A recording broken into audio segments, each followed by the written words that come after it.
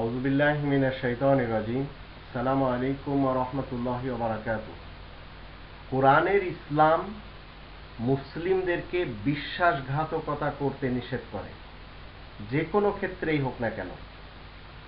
কোরআনের 2 নম্বর সূরা আল বাকারার আমরা 283 নম্বর আয়াতে যদি দেখি, এখানে আল্লাহ বলেন, ওয়া ইন কুনতুম আলা সাফারিন ওয়া লাম তাজিদু কাতিবান ফারিহানুম মাকবুদা ফাইন আমিনা বা'দুকুম বা'দান ফালইউদ্দিল্লাযী তুমিনা আমানাতাহু ওয়া লিয়াত্তাকিল্লাহা রাব্বাহু ওয়া লা তাকতুমুশ শাহাদা ওয়া মান ইয়াকতুমহা ফাইন্নাহু আতিমুন কলবুহু ওয়াল্লাহু বিমা তা'মালুনা আলীম। তোমরা যদি সফরে থাকো আর যদি কোনো লেখক না পাও, তাহলে বন্ধক রাখার মতো জিনিস যেন দখলে ছেড়ে দেওয়া হয়। যদি একে অন্যের উপরে বিশ্বাস থাকে, তাহলে যাকে বিশ্বাস করা হয় তার উচিত অন্যের হক ফিরিয়ে দেওয়া, আর তারই রবকে ভয় করা। তোমরা সাক্ষ্য গোপন করতে পারবে না, যে কেউ সাক্ষ্য গোপন করবে তার মন পাপী হবে।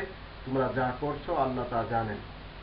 আপনি যদি কোনো লেনদেনের সময় দেখা গেল কারো কাছ থেকে আপনি কোনো কিছু নিলেন, আপনি হয়তো টাকা নিলেন কারো কাছ থেকে এবং বন্ধক রাখলেন কোনো জিনিস, আবার এই বন্ধক রাখার জিনিসটি যখন আপনি টাকা ফেরত দিচ্ছেন, তখন যার কাছে বন্ধকের মালপত্র রাখা হয় তাকে আল্লাহ তাআলা নির্দেশ দিচ্ছেন সে যেন ফেরত দিয়ে দেয়।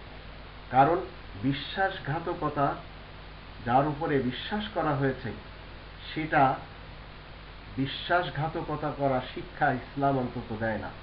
সেই জন্য আপনি কখনো কোনো জিনিস বন্ধক রেখে কারো কাছ থেকে আপনি অর্থ করে নিতে পারেন, আবার যখন ফেরত দেওয়া হবে তখন সেই বন্ধক রাখা জিনিস যেন ফেরত দেওয়া হয়, এই নির্দেশটা কোরআনের মাধ্যম দিয়ে আল্লাহ আমাদের সবাইকে দিচ্ছেন। অনেকে বিশ্বাসঘাতকতা করে, শুরু দিন থেকে ফায়সালা কোরআনের।